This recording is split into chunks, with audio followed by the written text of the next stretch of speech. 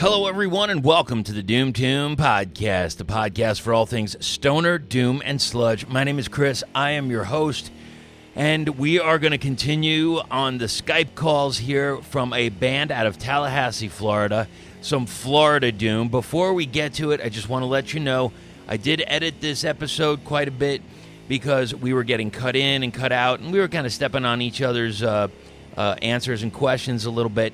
But we got it figured out, and with the material that's left, I think you'll enjoy it. So let's hear it. This is everybody from Tallahassee in the band Smoke Mountain.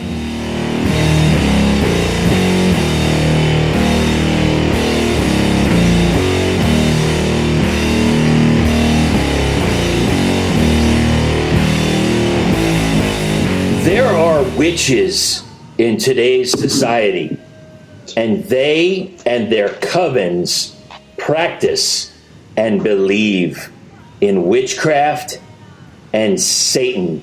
That was the phrase that I first heard from this band off a different release that we'll talk about in a minute. But right now, I have all of the members from the band Smoke Mountain. How you doing today? Doing good. How's it going? You know, thank you. You know, everybody's got their thing that's going on, you know, with all this, brouhaha that's happening, but we're getting through, just like anybody else, you know? That is correct, for sure. So, could you all please introduce yourselves and what you play?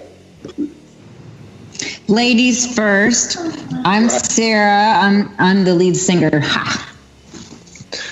I'm Lee. I'm the guitar player. I am Brian, and I play the drums. Okay. Now, there is a question that was asked before from another podcast episode, and their question that they wanted to ask you was, what is your pregame before a show?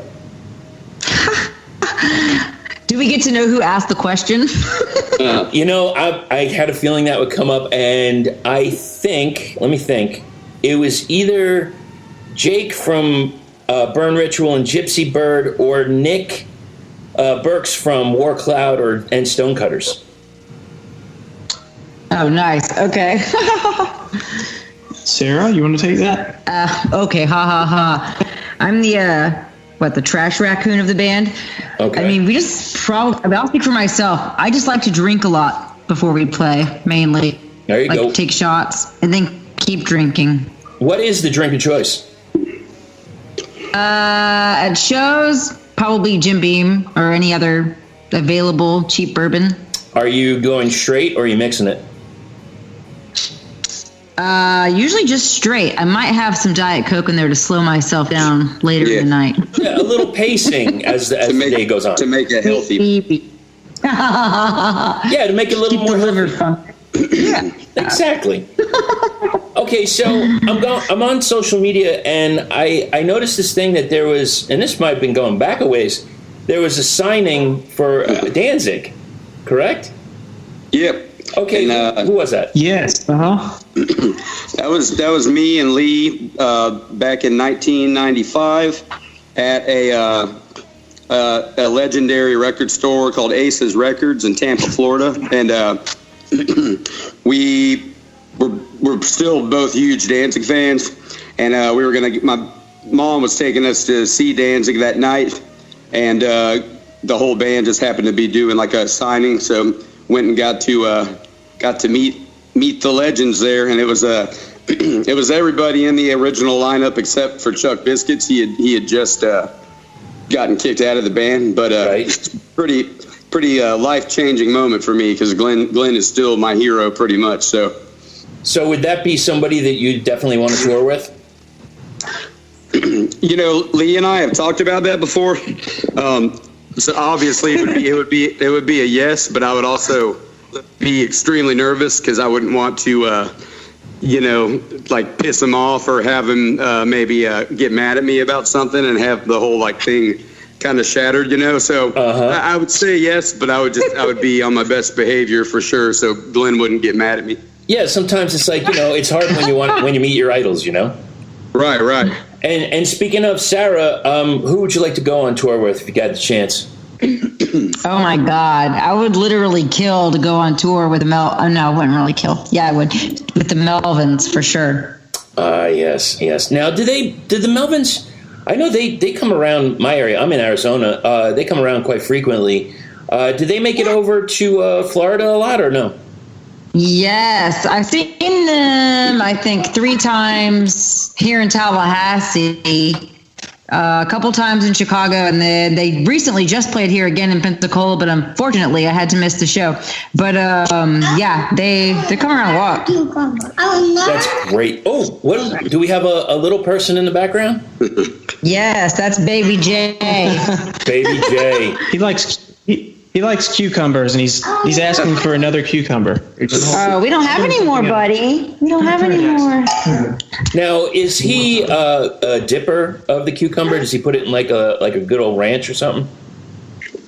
No, he's like the weirdest kid. He just likes to eat plain raw cucumbers, like plain, like nothing, no sauce, nothing. I think as he gets older, you might have to introduce him to some cucumber salad. Yes, my family's big on cucumber salad, so yeah, he'll probably get into that at some point. Now, I'm going to guess that you guys haven't played live for a while. Is that correct? Yeah, it's been. When was the last one, Sarah? It was no. Actually, maybe it was September. Really? I think it was September. Yeah, we opened for Torch. We were supposed to have one in what was it? Was it April 4th? April 4th with Unico, Astroglide, and Slugger. Yeah, and that obviously had to be postponed. So keeping a positive outlook, because we were really stoked to play that one, and I'm still I'm looking forward to seeing it on the horizon and having it actually go down eventually, because it was going to be badass. Now, fill me in, because I'm not familiar with some of these bands. What's their style of music? I think they could all be kind of umbrellaed under the whole like stoner rock, doom, metal. Gotcha. Umbrella, but a little bit of like Unico's got a little kind of I would say they've also got kind of like a psychedelic, like a heavy psychedelic vibe, jammy aspect, but not jammy in the sense that some people may be thinking, but like really getting far out, you know what I mean? Absolutely. And heavy. Now, you're all from Tallahassee, correct? Is that, originally, or you're just kind of up there now? At this point, we'll take it. Lee and I were both born in Alabama. Oh, really? Yeah. And you made it over to sunny Florida. Yep. Now, I came from Florida to move out to Arizona. I was down in the Palm Beach area. Now, has Smoke Mountain played in other areas south of Tallahassee? Not yet. We haven't made it south yet. It's really hard for us to like really play out of town or like tour or anything like that, just because people are like working and having jobs and stuff like that. Sure. But we're hoping, and I was pregnant like right after our EP, or actually during when our EP came out, so it was kind of like a no-go during that period. So we're hoping to get around here in the near future when this is over. We were gearing up just as this whole thing hit. Right. So a little delay, but once this all passes, we're gonna start playing out of out of town, out of state a lot more often. That would be awesome, because we got to get into this. This album, Queen of Sin, has been it's a banger. I love the sound. There's so much about this that it kind of.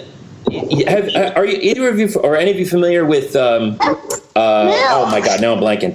Psychedelic witchcraft. Yeah, I've heard it. Yeah, I've heard them. I've listened to them a little bit online, I believe. I've been looking for a sound like that, and not to say that you like it, but I felt that there was a touch of it, but a hell of a lot heavier. Do you mind if we just start and we just go into Queen of Sin right now? Yeah, go ahead. No, sure. Yeah. Okay. Yeah, go right on ahead. For the first track, Queen of Sin, we come out slow and heavy, and that singing style that you have, Sarah, where you kind of like you take that word and elongate it just enough so it makes it so easy to sing along and so memorable. What can you tell me about Queen of Sin? That's funny because I think that's like the main thing that we all really like about a lot of music is if it's, I don't want to say it's like it's catchy, but yeah, that it's like memorable and it has like a hook, you know? Exactly. But so Greg wrote that song. And I honestly cannot tell you. Oh, he wrote the first verse, I think, and I wrote the second verse. I can't remember. Something like that. We definitely wrote the words together. And yeah, it was super fun to sing. That's my ideal song type right there, I think, for my voice and stuff. Absolutely. And there's something about that. It's got that etherealness, but it's still as heavy as can be. Yeah, cool. Thank you. Guys, do you have anything else to add about about Queen of Sin? Greg, do you have anything? I was gonna say I dig how as being the first riff on the album, and with like how I come in on the drums, I think it kind of definitely sets the tone for what is to come, and I kind of. You know, it's got kind of like a heavy, uneasy feeling, like something like really bad is about to happen. And it definitely does. I hope that's how other people feel when they hear it too. Like when you hear it, you just know, what you're getting ready to get for the whole album. You know what I mean? Absolutely, because it's not an ambush, but it's like you don't know when it's going to hit. Like I wanted to make people nervous, kind of like, oh shit. And and you're bringing it to the next track. The Master Serpent, it's a little more up tempo than Queen of Sin. Now, who or what is the Master Serpent, and what can you tell me about that track? Wouldn't you like to know? I sure Just as kidding. would. You know how like blues songs are kind of like they have a lot of euphemisms. Absolutely. Well, the way I kind of like interpreted the Master Serpent, I mean, would be kind of along those lines. If you get my meaning. Yes, I do. I totally do. And guys, what do you have to add? Yeah, that's when Brian and I worked out. Actually, after the EP came out, but Sarah was pregnant, and she wasn't practicing with us when we first worked that one out, so we were just kind of working out some instrumental stuff with plans to get it all together once she was back up and at 'em. So that particular song, that was more of a I don't know, some songs are more of mood songs, and with the lyrics, I guess the lyrics they're right for the music, but they might mean different things to different people. So I didn't have any particular thing in mind when I wrote that one. Sometimes whatever you want it to be. Just yeah. And sometimes you'll write certain lyrics just because they sound cool. So exactly. Hey, I mean you see it all the time, and it's all open to the interpretation of the listener, really.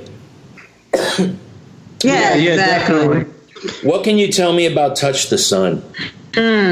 Lee, why don't you take this one? Touch the Sun. I'm trying to remember the order that these came together in. Okay. I think we might have started working on that one. That's older. In tandem with Queen of Sin. I feel like that's one of the earlier ones. Is that right, Brian? Yeah. It's a few years old for sure. Okay, so was Touch the Sun maybe something that was that you might not have finalized from the EP? No, we had when we started out, I think we had maybe 4 or 5 other songs that we were working on that we just kind of decided to put to the side, and then we'd work on them a little bit and then put them to the side. And then, I basically did, we decided as a group to scrap them and just kind of move forward with brand new stuff. So that was a new one intended for the new album. But But Yeah, it's a cool ass song. I mean, it's like taking all your friends with you to like Reeferland. Like, it's definitely like a kind of, I don't know, could be like an anthem, a stoner anthem. And on the EP, those songs were so pure, like dirgy doom. We wanted to do a few that had a little more head bobbing appeal with a touch more groove to it. So I would say that's probably the first one we wrote in that vein, with a little bit more of like just a little bit more of a groove going with it, you know. And that's got to get the crowd vibing out like unbelievable. Yeah, they seem to dig it a lot. It's a fun one to play too. Midnight Woman. What can you tell me about the Midnight Woman? That one's actually written about me. No, it is. Is there something that you want to share with us? Stuff at night. Midnight Woman. Greg pretty much writes all the guitarists. He writes all the guitarists. Like, I can't play the guitar to save my life. Gotcha. Unless it's like ABC. But, so Greg wrote that one. I mean, he'd really have to tell you what he thought it was all about. But, I mean, when I was singing it, I guess I was related it to, like, you know, like people's, like, kind of secret dark behavior, you know, that kind of thing. Absolutely. You can hear it in the lyrics. I mean, that's a song that, like, I don't really have to open it up too much to interpretation. Yeah. It's like, I've seen that woman. I know that woman. And also the person that's kind of like asking the questions in the song seems to be a bit frightened by this Midnight Woman, but is definitely pretty intrigued as well. Isn't that one of the best parts of life, though? Exactly. Something's got to scare you like a little, right? Well, you know, let me ask you this question, and then we'll get back into the album. But was there a song for any of you as a child or a band that scared the ever-loving shit out of you as a kid? Man-Eater by Hall & Oates. Yeah, because I was really young, and I remember hearing that in the car and thinking it's really about a man-eater, like a giant woman. And she was going to chew you up? Oh. Yeah. I took the lyrics literally, you know, because I was like probably 4. That's the first one I can remember. The one that scared me, and it would scare me, and I would like listen to it on a little cassette player when I was like really, really, really little, and it's by a guy, Barry. I think it's Barry Louis or Barry Lewis Polisar, and it's called "Hey Jack, What's in the Sack?" And it goes, it's like a long song. It goes, "Hey Jack, what's in the sack? It's in the sack that you're carrying on your back." And then he goes on this whole thing. It's basically about a guy abducting children, but for some reason my parents had it on this children's sing-along tape and would like make me listen to it all the time. You know, thank you for that. I hear you, because like my parents, when I got my Winnie the Pooh record player in however many years ago that was, they bought me a few 45s, and there was one that it was called the No-No Song by Ringo Starr. And it was all about drugs and smoking and drinking, and I'm like, I'm fucking 4, Ma. Right. Like, and I didn't know. I would go around singing those songs, and you know, my grandparents would be like, "Something you want to tell us about Chris there?" Yeah. What's up with that? Man, the No-No Song. I have to look that one up. I haven't heard that one yet. It's almost like a parody song in a way. Right. I'll send you a link through the Facebook or something. Nice. Let's get back to the Queen of Sin release. What can you tell me about I Walk Alone? This is Lee. I showed that to Brian. I didn't really intend that song for this band. I was thinking that I'm always planning some kind of solo or side project that never comes to fruition, but I was like, I don't know if this will work. I'll set this aside for maybe a side thing. And then I showed it to Brian one day. Sorry. That's okay. Interruption. Jackson wants Blippi animals. Oh, wait a minute. Hold on. Wait. Did you just say Blippi? Oh, yeah. That is so funny. I was talking to Jake Lewis from Burn Ritual and Gypsy Bird. What is the fascination with this Blippi character? He's kind of like a modern Pee Wee Herman on YouTube for kids. I was on the computer while Jake was telling me about it, and I'm like, yeah, I mean, I get it, I guess, but is all right? Forget the kids for a sec. As an adult, do they put anything in there that an adult could enjoy too? God, no. It's not. Yeah, it's not like with. There's got to be some sort of subliminal message. Enjoy that. Yeah, you think there's something underlying with certain things? Like people used to do it all the time. Yeah. This is not. I've learned a lot about construction vehicles that I didn't know before. So I guess I learned from it too. So. But Blippi has a dark past. Now he's a kids host, but before that he tried to get famous on the internet by literally shitting into someone's mouth. And if you search hard enough, you can find it. But yep. Ooh. And I guess that didn't work out for him. So he was like, "Yeah, it's for real, man. I'll send you the video." Yeah, I'm good on it. Okay, children. But, parents are all cool with their kids watching this guy. Like he's so entertaining and they learn stuff. So everyone's like, "Oh, we'll just forgive the whole shitting in someone's mouth thing." Does he do like a word of the day or anything? He's going to do that on the next episode. I know. Today's word is chorophagia. Yeah. Today's word is human toilet. Sorry. Yes, so I apologize. We got off track. I walk alone. Right, yeah, we got way off track. Yeah, well, anyway, I showed that song to Brian, and then he said, "Oh, we have to do this for Smoke Mountain." So we started messing with it, the two of us. I believe Sarah was still out of commission at that time. And then when we showed it to her, she liked it a lot.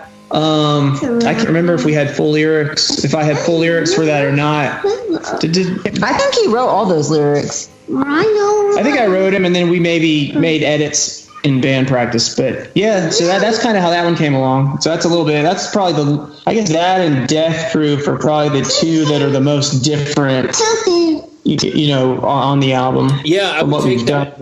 I would totally agree with that, and we'll go to Death Proof because that seems to be, like it's a little outside the box from the rest of the album. What can you tell me about Death Proof? That's It sounds like he loves it. That's the answer. That's the answer. Okay, well, I guess we'll move forward. What can you tell me about?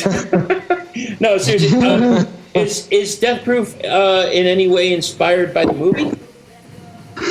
No, it's not. But I was aware of the movie. But I thought the line on Death Proof Till I Die was too good to just to throw out based on the fact that Quentin Tarantino made a movie about under the same name. So I was just like, well, I'm going to keep the name even though it's completely unrunrelated.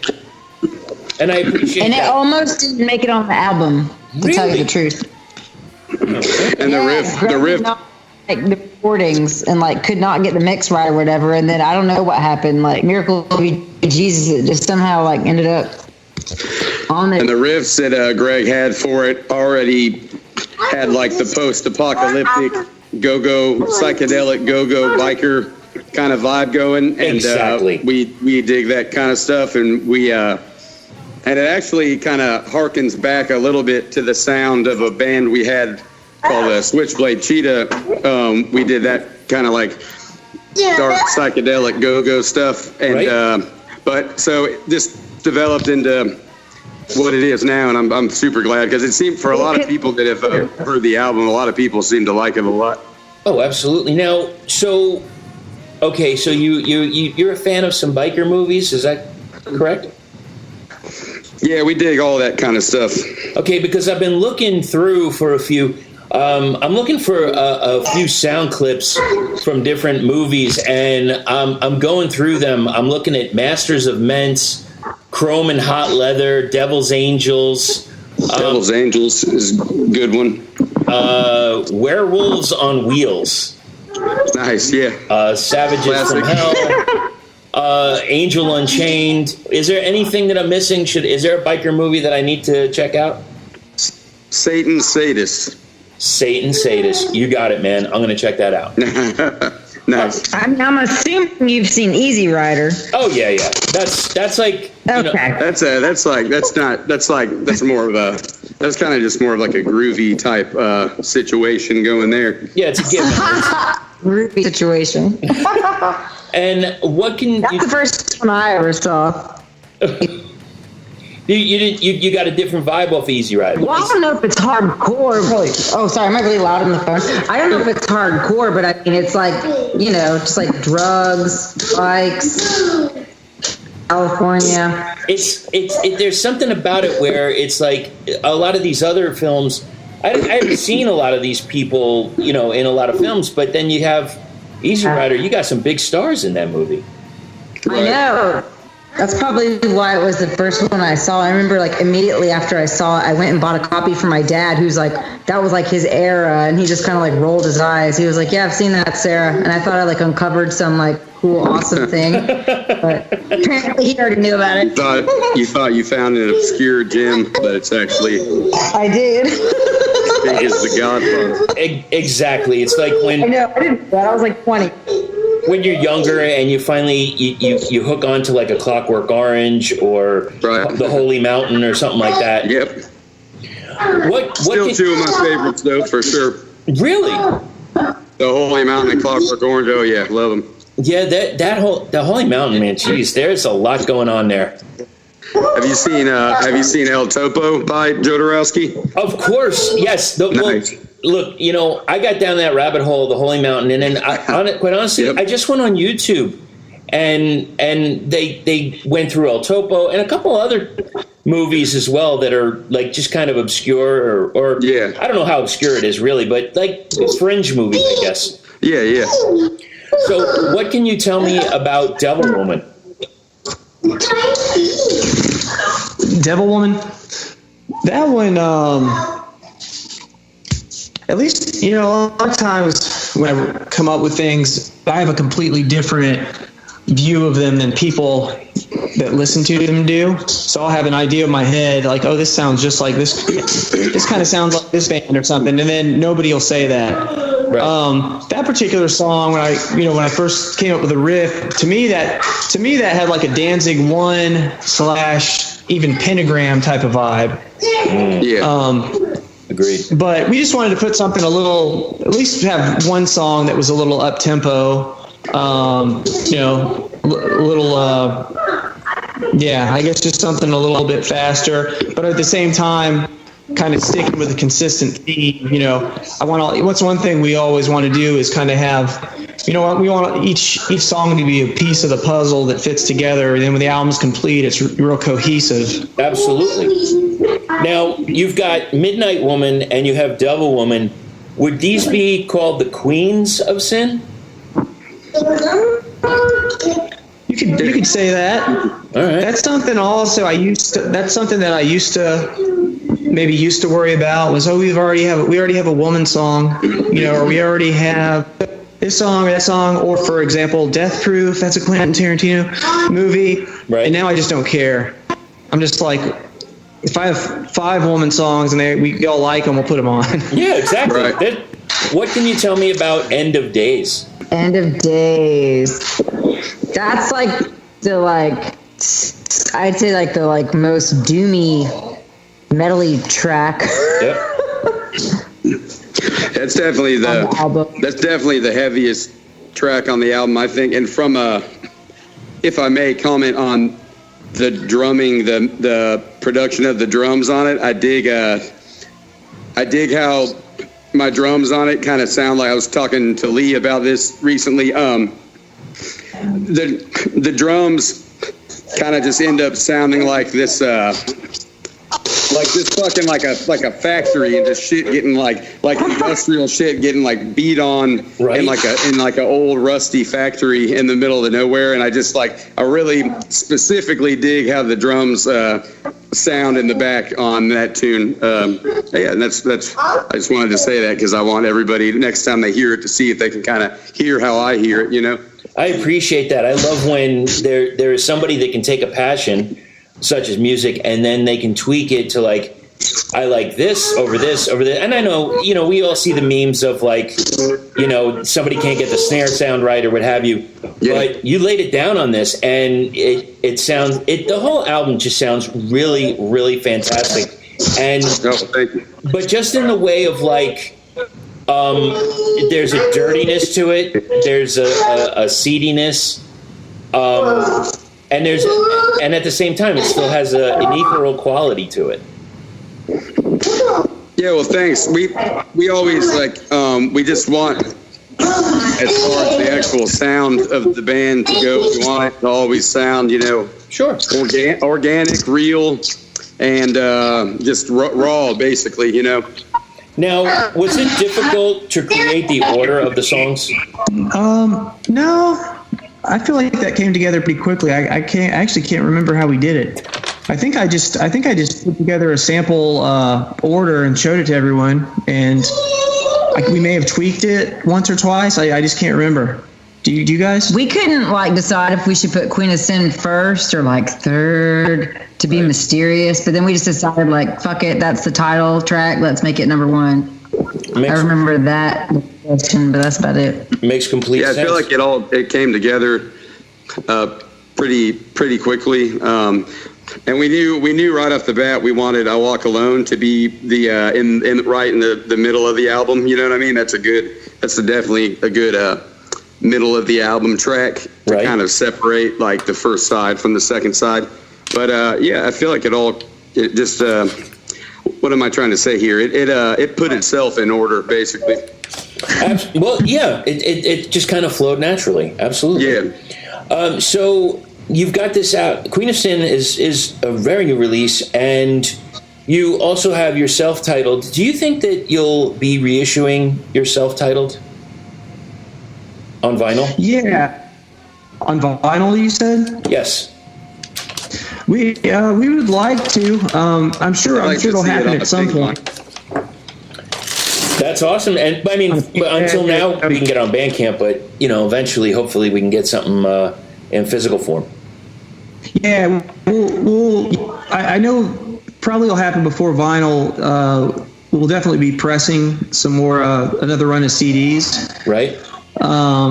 And then I would just say, keep your eyes peeled in the future for a possible, vinyl release. Awesome. Now, this current release, Queen of Sin, was through Argonauta Records. How did you get in contact with them? The label owner, Jiro, he just contacted us, I believe, through Facebook. Right. We just got a message from him one day, and I'm not sure. I'm not actually. I don't think I ever asked him where he heard us, if he found us on Facebook or if he heard us on YouTube or Bandcamp. Gotcha. But he contacted us and asked if we'd be interested in doing something with him, and it seemed like a good situation, so we decided to, and it's worked out really good. Now, the illustration was done by Jake Lewis from, we talked before, Burn Ritual and Gypsy Bird. How did you get in contact with him? I believe the same way. I think he contacted us right after our EP came out through Facebook. Right. And I want to say he had seen that we released our EP on cassette through a label called Hellas Records out of Indonesia. Yeah. And they contacted him about releasing the first Burn Ritual EP on cassette. So I think he wanted to pick our brains about that and say, hey, what do you guys think? How was it? So we kind of just started talking with him, and then we found out he does graphic design, he does T-shirts, does all kinds of stuff. So we kind of became friends through the internet, and he's done several things for us now, including obviously the cover to Queen of Sin. Right. So with that, let me just ask you a few other quick questions about some artwork. So the skull T-shirt that you have currently, who created that illustration? Jake created that for a button initially. So we printed some buttons, and then we asked him if he'd be able to, put it on a T-shirt for us, and he said yes. So that was Jake. Okay, and the Wizard logo? That was Jake. Man, he's a busy guy. Okay, let me try and change it then. The EP artwork. That was Edward, I think. That was our friend Ed, who runs a small label called Worker Records, and we'd worked with him in the past with a previous band of ours. And he actually did the layout for the new album. He didn't do the design, the front cover design, but he put together the inside and back covers, because he's also he also does graphic design and is real good with that kind of thing. So we found some designs we liked online of or some old vintage movie posters with we have the woman on the front cover of the EP. Yep. So I think I went on eBay and I found like a book that had these original movie ads after finding this image online. Then we sent it to him. We just kind of said, hey, can you cut this one out and put her on the cover with a pink background? Right. Can you put this here, put that here? And he did an awesome job. So that's awesome. And is there a way to contact Ed if somebody needs an illustration? Yeah. You can go on Instagram. His name's Edward Bigner, and then he also has another name he works under, which is Ira, I-R-A, Rat, R-A-T, and so Edward Bigner. And his label Worker Bee Records out of Ames, Iowa. Okay, I'm taking all that down so I can put it in the show notes. Maybe maybe a couple people will throw him some shekels. Yeah, cool. Oh yeah, he's pressed all our buttons. So, not in a figurative sense. He create so Jake designed the buttons, and then we sent them over to Ed, and he also I believe he either runs a print shop or someone he knows runs a print shop. Yeah, but he's got really inexpensive buttons that he can make if you're in a band or if you just need buttons. Or a writer. He also publishes books. He's got his hands in all the stuff. Yeah, creatively. All right, we'll have to put a link in to make sure he gets his due as well. Where are you playing in Florida when you do play shows? We've been playing at the Willberry. Is I think the only venue we've played at since we've even played a show. Yeah, it's a little joint in kind of like a cool area of town. It's changed names and hands a few times, but right now it's the Willberry. It's weird. It's like a vegan barbecue restaurant / music venue. The whole DIY punk. Oh yeah. Now, and you said you haven't made it too far south of Tallahassee. Is that correct? Yes. Because I'm looking. Sorry. No, go ahead. Yeah, as I say, we're kind of a unique situation where we've been around a few years, but I kind of still view us as a brand new band because we've had.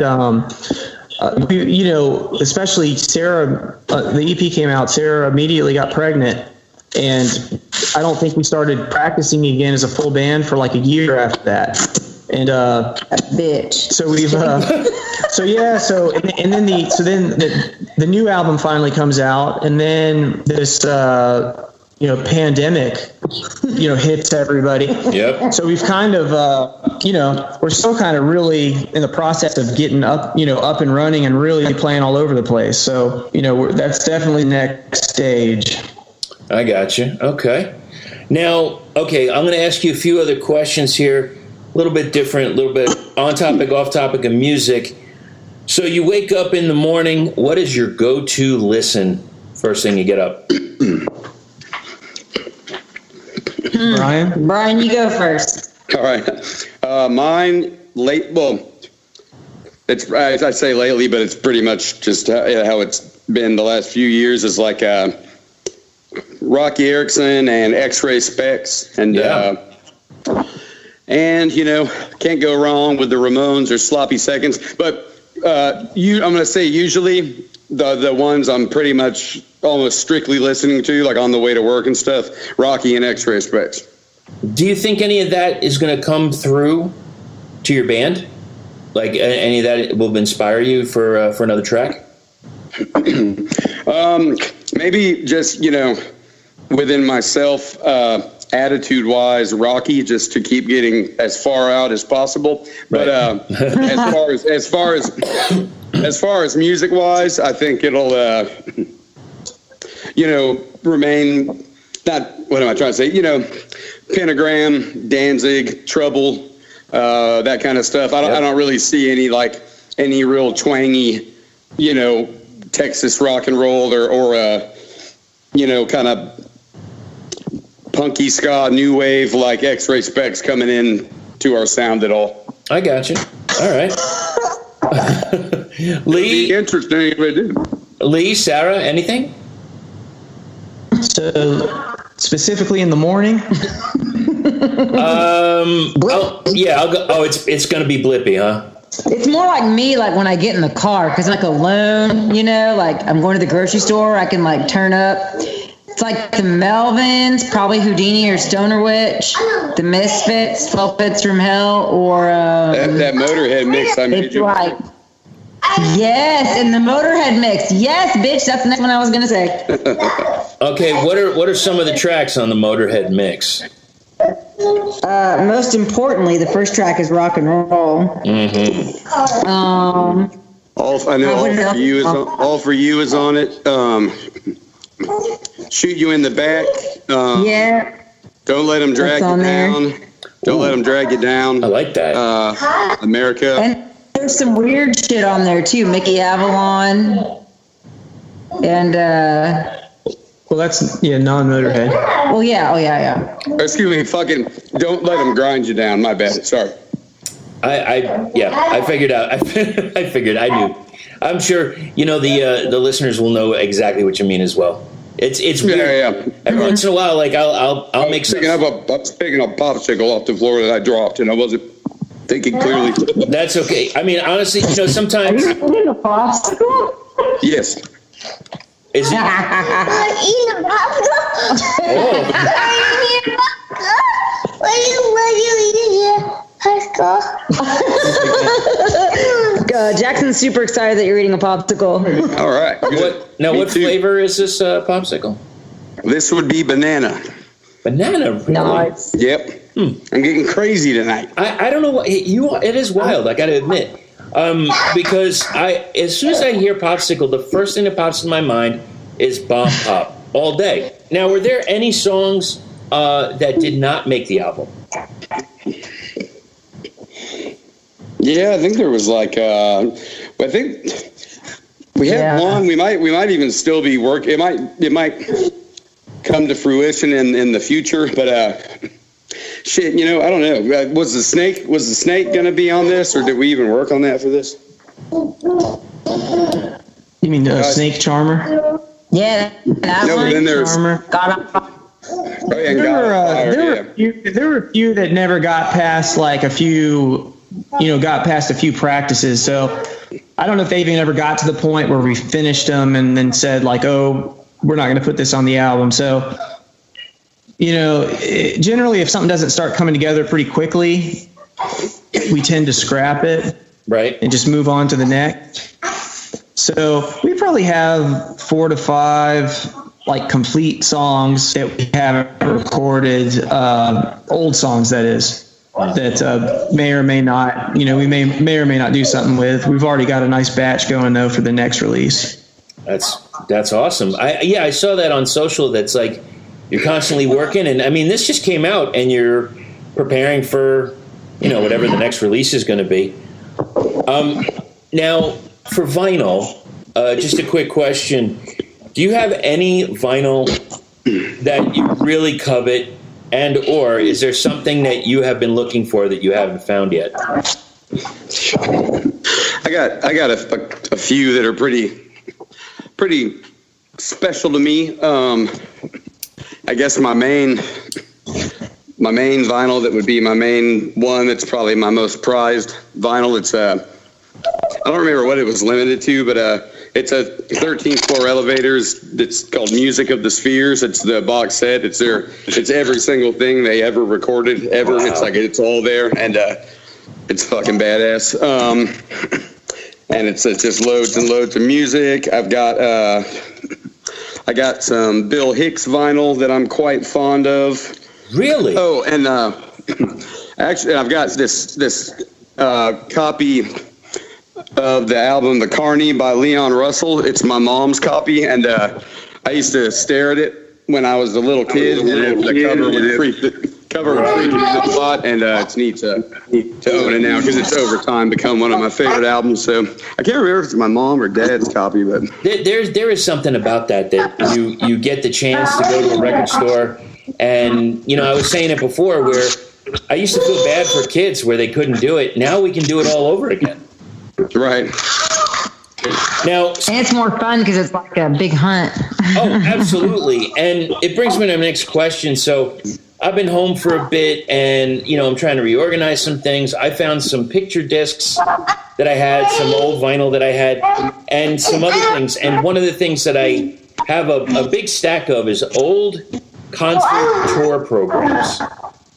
Now, is there anything that any of you have had that you have moved numerous times and still hold on to? And maybe one of those things you might not know why you're still holding on to it? For me, it's like I've had the same copy of Catcher of the Rye, I think, since 8th grade. It doesn't even have like a cover or back anymore. It's pretty much just like the pages in the middle. But yeah, I don't know. I've had it forever. I've only read it probably like twice. It's important to have Holden Caulfield close to your side. Hell yeah. I'd say probably almost all of the stuff in my room. I've got a pretty huge collection. I guess it's like organized chaos. Everything's got a place for a reason. So I guess I guess if I had to explain every item, I could probably find a reason why I still have it. You know what I mean? So that's what hoarders do. Yeah. Yes, they absolutely do. What is a comparison for your band that you were surprised by or you didn't quite understand? Do you know? I say the most the one comparison that I keep getting is Acid King. Acid King. She sounds like the singer of Acid King, and that's definitely a compliment because oh my god, yeah. Like Lori's awesome, they're awesome, yeah, super cool. High praise, absolutely. He was saying that we don't understand. Point is, don't think we sound like that. Well, yeah, oddly enough, I don't really. I can see it in Queen of Sin, and I think the people who are saying that they listen to the opening track because I can definitely see it there, and then I feel like they probably don't go any further, right? And then they make that comparison. Whatever. I got you. Yeah, I feel like so far everybody's pretty much been able to hear where we're coming from. You know what I mean? Sure, absolutely. What can you tell me about your first gig? There it is, right Is there. that with Earthless? I didn't hear it. Was our first gig with Earthless? Yeah, and Here Lies Man. That's your first Yeah, our first gig? show was... Yeah, dude. Yeah. Oh my god! So it was just a good show. It was a good first show to play with some well-known bands, and nothing crazy happened to speak of. It was just a good solid set, and we got a good reception, and we were really happy with it. There you go. What is the best food in Tallahassee? I'm gonna say on that. I'm going to have to say, Mayuri Indian restaurant is my jam. It is so good and so delicious. And then, Mayuri, and then, shit, I don't know. What do you guys think? Little Italy and Tour Italy. All right, so we got Italian and Indian. And if you wanna get some really good food for cheap for lunch or something, but you ain't got the time to sit down or something, you go to Lindy's. get yourself a little chicken sandwich there. You're good. You'll be all right. You'd be okay. Yeah. Now, quickly for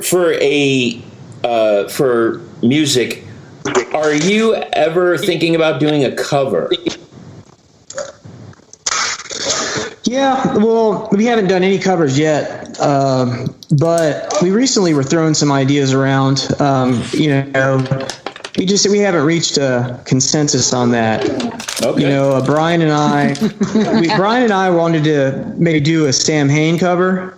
I got you. I don't know. We were throwing around the idea of doing like "To Walk the Night" by Sam Hain, but I think Sarah maybe voted that one down. So I think we'll eventually do something. But if we do end up doing a cover or do a few, we'd like them to be a little, not run of the mill, cover songs that a lot of bands do. I got you. All right. If by chance this is the end and you're all together, by the way, and you have to cannibalize, who gets eaten first? We don't know. It's me. All right. I don't know. Greg's probably got the most lean protein. Brian, we might just kill him. Right. Yeah. The problem is you got to tenderize, and if you don't have a proper mallet, it makes it more difficult. But you could season him and like break it down with a good citrus, and I think it would work. we could probably make it work. He'd probably taste like I don't know. He'd probably taste like a frog leg, like lamb or something like that. Fat. That sounds delicious. Or like a little Greg, a little Lee flank steak. Oh man, put a little rosemary on top of that, like a little lemon honey. Yeah. Oh, beautiful.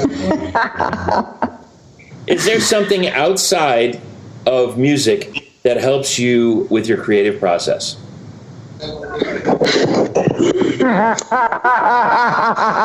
Like substance abuse or like what? Oh, anything, gee golly. I'm a weightlifter, and that definitely is. It clears my head to where I can actually think about things when I'm doing that, and so yeah, I'm gonna say my weightlifting is definitely overall helps my brain in general with keeping the juices flowing for sure. Sure, absolutely. Lee's out of the room. He's dealing with the baby, but he did Brazilian jiu-jitsu, and I think that's like his like little Zen retreat that kind of like, revitalizes, refurbishes, replenishes him to be able to get like, creative and calm in that space. Sure, you have to weave in and out, and it's like a chess match, really. Yeah. Yes, yeah. So you really have to use your brain for it. Now, where do you see the genre in 5 years? I see a little more widespread, maybe a little more, not that it's not popular, but maybe even like slightly more mainstream than it is now. It seems like it's gaining popularity every day. Right. I could see maybe a few bands kind of getting maybe a little more recognition on like a maybe from some like major labels and that type of thing. But a cool thing about these kinds of genres and scenes, I guess you would say, is like no matter what kind of brief time where it may get huge or it may not be as popular or something, it's like the core audience is usually there. That's for like thrash, punk, doom, and so on and so forth. And that's the good thing about it. So that's how I feel like it's going to be there. It always will be there, and it'll be good. And with just some spikes here and there in popularity, Just some ebbs and flows. There you go. There's got to be a day. I'm hoping to see where there's like a stoner doom sludge band that takes the stage at like an arena. Right. Yeah. And I know there are a chosen few that can get there, but I just hope it gains more popularity. I see it growing. I put on a festival with a friend of mine a really good friend, a couple months ago, and we were shocked at the turnout. We couldn't believe it, and it was our first year, so I know it can grow. Right, yeah, no, I think for sure. so too. Absolutely. So, all right, let's see, how can we get your stuff? Through our label, Argonauta Records, they have a website where they sell all the music and merchandise from the bands they've signed. So you can definitely check out Argonauta Records. Awesome. Fantastic. And you can always message us through Instagram and, they're on Bandcamp, and let us know what you're trying to get, and we can steer you in the right direction. I am looking for the self-titled. Thank you very much. That's what I'm All right. All right. And do we have any of those left? Are we all out of those? You know what? There might be a couple in the vault. If we can find some, we'll send you one for sure. I would love that. Chisel. And I would be happy to purchase it. And as much as I'm going to be purchasing that's the last question. That's what I wanted to ask you. So I know Argonauta they're out of Italy, right? Yeah. So, and did I see that they just now have shipped Queen of Sin? Is that correct? Yes. It just a couple days, maybe yesterday, I think, actually, they gave us the word that they were finally shipped. Yeah, they've obviously come across some issues getting to the post office with the way stuff was over there with the COVID. But oh my gosh, yeah. Well, and that might show that maybe we're in a turn, and maybe it's something different. So.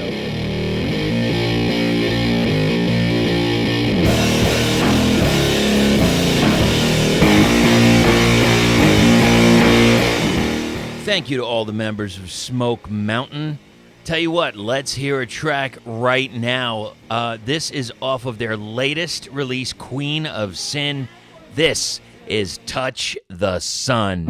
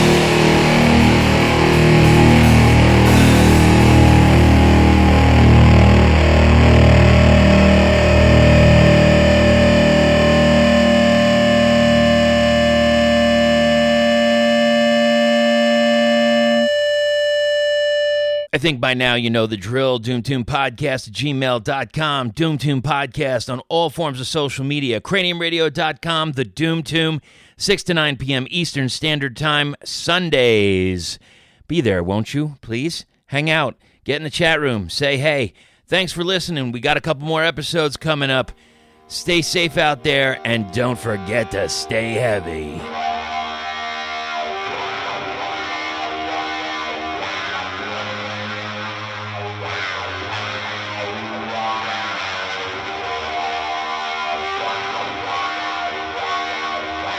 These men come down here from New York, Florida, find out my reasons on rock and roll music and why I preach against it, and I believe with all of my heart that it is a contributing factor to our juvenile delinquency of today.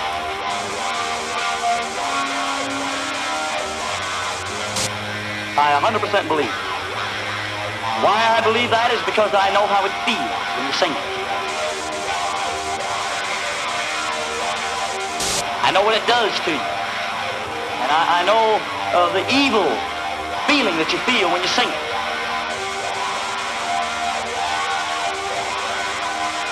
I know the lost position that you get into in the beat. Well, if you talk to the average teenager of today and you ask them what it is about rock and roll music that they like,